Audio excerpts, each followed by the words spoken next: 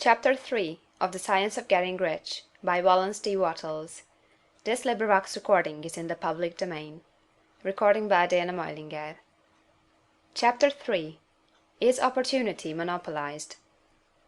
No man is kept poor because opportunity has been taken away from him, because other people have monopolized the wealth, and have put a fence around it.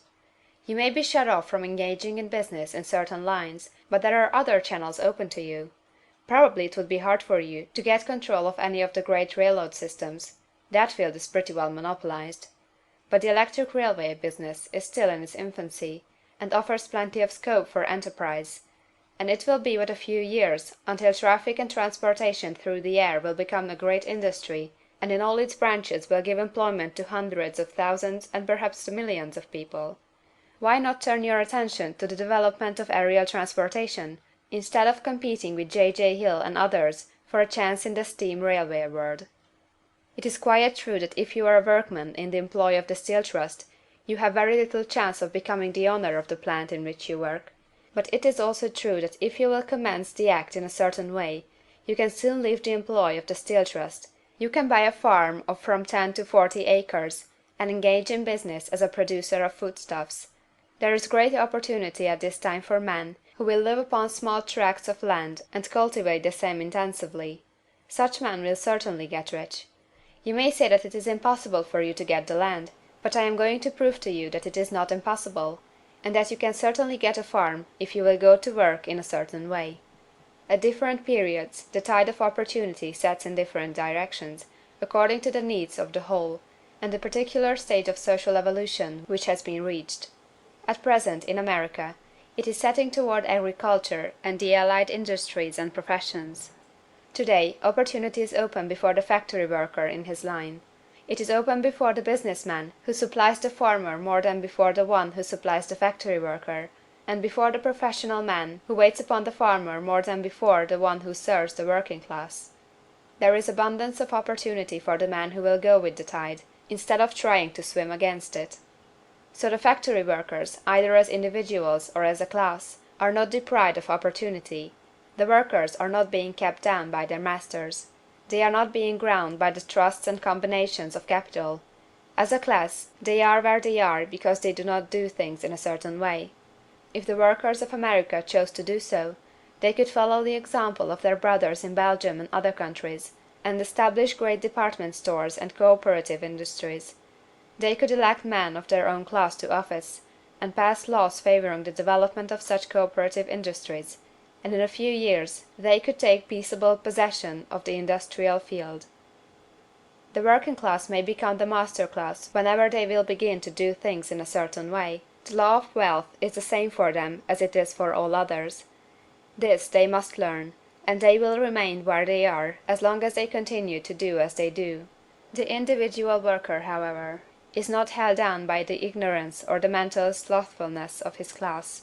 He can follow the tide of opportunity to riches, and this book will tell them how. No one is kept in poverty by a shortness in the supply of riches. There is more than enough for all.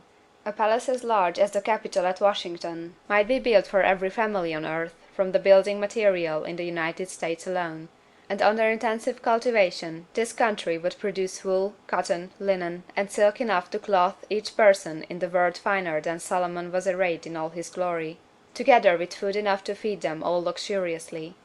The visible supply is practically inexhaustible, and the invisible supply really is inexhaustible. Everything you see on earth is made from one original substance, out of which all things proceed. New forms are constantly being made, and older ones are dissolving, but all are shapes assumed by one thing. There is no limit to the supply of formless stuff, or original substance. The universe is made out of it, but it was not all used in making the universe. The spaces in, through, and between the forms of the visible universe are permeated and filled with the original substance, with the formless stuff, with the raw material of all things. 10,000 times as much as has been made might still be made, and even then we should not have exhausted the supply of universal raw material. No man, therefore, is poor because nature is poor, or because there is not enough to go around. Nature is an inexhaustible storehouse of riches. The supply will never run short. Original substance is alive with creative energy, and is constantly producing more forms. When the supply of building material is exhausted, more will be produced. When the soil is exhausted, so that foodstuffs and materials for clothing will no longer grow upon it, it will be renewed, or more soil will be made. When all the gold and silver has been dug from the earth, if man is still in such a stage of social development that he needs gold and silver, more will be produced from the formless. The formless stuff responds to the needs of man, it will not let him be without any good thing. This is true of man collectively. The race as a whole is always abundantly rich, and if individuals are poor, it is because they do not follow the certain way of doing things which makes the individual man rich. The formless stuff is intelligent. It is stuff which thinks. It is alive, and is always impelled toward more life. It is the natural and inherent impulse of life to seek to live more. It is the nature of intelligence to enlarge itself, and of consciousness to seek to extend its boundaries and find fuller expression. The universe of forms has been made by formless living substance, throwing itself into form in order to express itself more fully. The universe is a great living presence, always moving inherently toward more life and fuller functioning. Nature is formed for the advancement of life. Its impelling motive is the increase of life. For this cause, everything which can possibly minister to life is bountifully provided. There can be no lack unless God is to contradict himself and nullify his own works. You are not kept poor by lack in the supply of riches.